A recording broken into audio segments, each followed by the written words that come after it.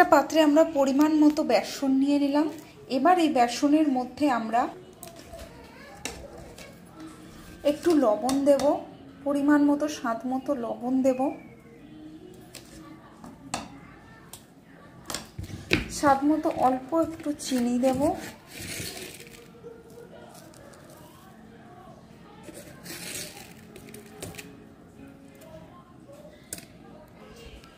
সামান্য শুকনো লঙ্কার গুঁড়ো দেব অল্প, আপনারা যেমন ঝাল খাবেন সেই পরিমাণে দেবেন, একটু হলুদ গুঁড়ো দেব, আর দেব অল্প পরিমাণে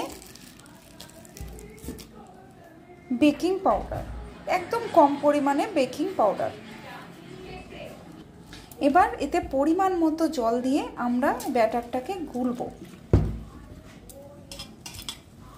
ভালো করে ব্যাটারটাকে গুলতে হবে যাতে একটুও দানা না হয়ে থাকে ব্যাটারটায়।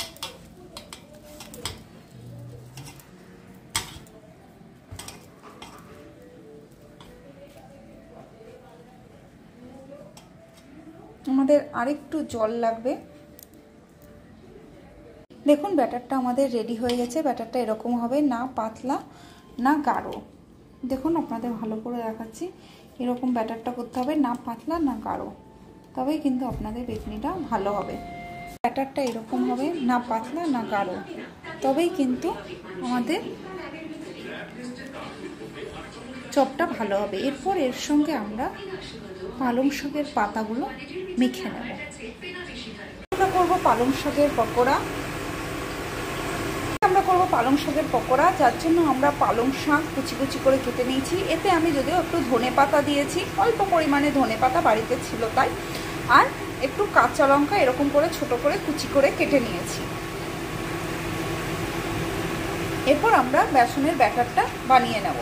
আমরা বানিয়ে নিয়েছি। এবার আমাদের কুচনো করা পালং শাক আর ধনেপাতা এই বেসনের ব্যাটারে আমরা সব মাখিয়ে নেব। এরকম বৃষ্টির দিনে এইরকম চপ আর চপ খেতে বেশ ভালোই লাগবে। তবে এইগুলো আপনারা বিকালেও খেতে পারেন, আবার ভাত দিয়েও খেতে পারেন। আমার তো বেশ ভালোই লাগে।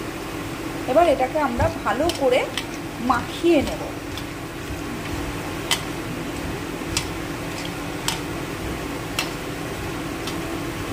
আমাদের টাইট করার জন্য আরেকটু বেসন লাগবে।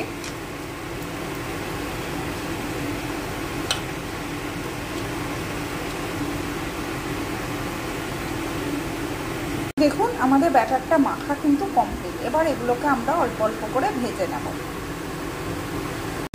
এবার এই পালং শাকগুলোকে আমরা বড়ার মতো করে তেলে অল্প অল্প করে ছেড়ে দেবো। বেশি মোটা করে দেবেন না, তাহলে ভেতরটা কাঁচা থেকে যাবে।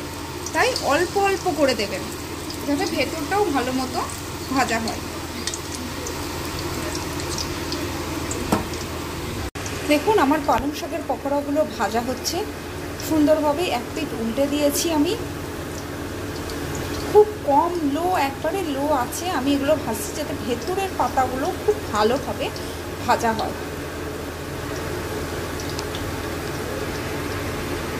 দেখুন আমাদের পালং শাকের পকোড়াগুলো হয়ে গেছে। এবার আমরা থালায় তুলে নেব।